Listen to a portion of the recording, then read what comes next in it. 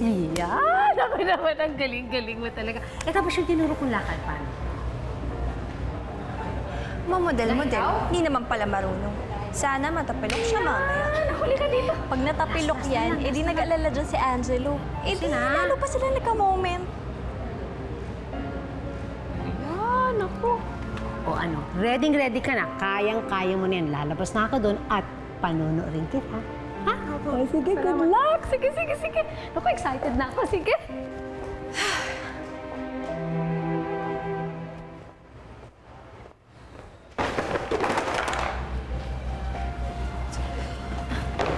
Teka, saan ka na lang pupunta?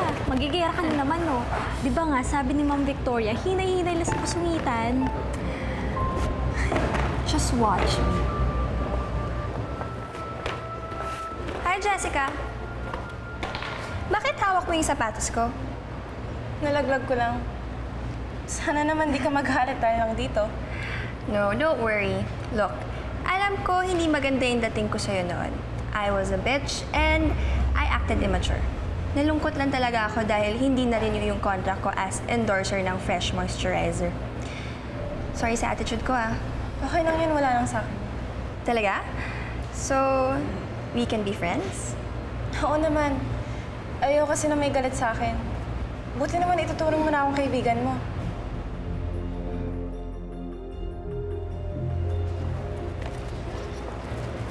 Jessica, let's go. Bye, Jessica. Good luck sa atin. Cleo, sumunod ka na rin, ah. So, bati na talaga kayo ni Jessica. Hello, nagpapanggap lang ako. Ano na lang pakuluyan, Cleo? I'll tell you later. Meron akong isang malaking show para sa kanya.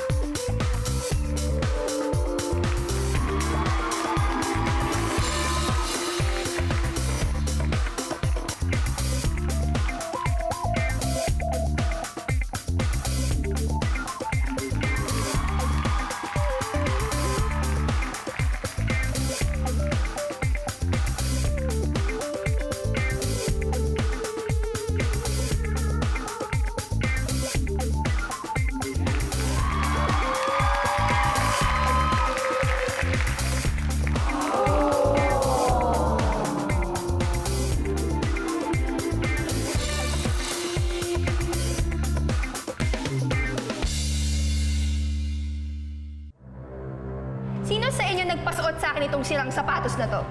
Sira yung heels, oh! May galit ba kayo sa akin? Ay, naku, Ma'am Cleo. Kanina po nang binigyan namin sa inyo, hindi pa si Ryan, di ba? Sino po ba kasi huli na kailam sa mga sapatos ninyo? Kayo, okay ka lang ba? Jessica, di ba ikaw yung huling nakialam ng sapatos ko? Nakita ko, pinupulot mo to, at sabi mo, nailaglag mo.